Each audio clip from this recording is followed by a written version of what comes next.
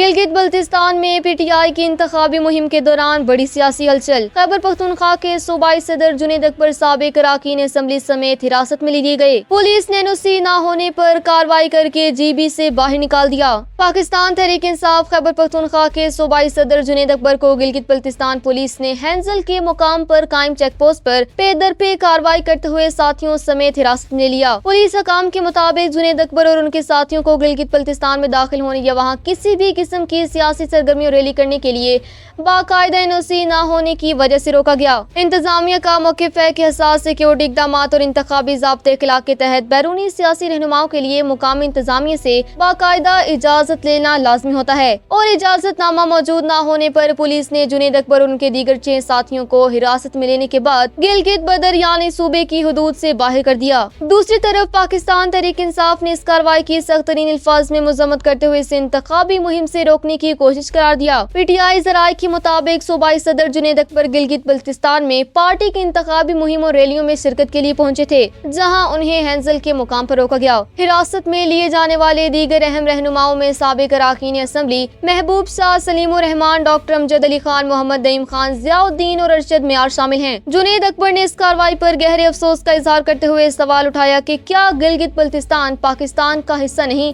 جو وہاں جانے کے لیے الگ سے این او سی کا پابند کیا جا رہا ہے۔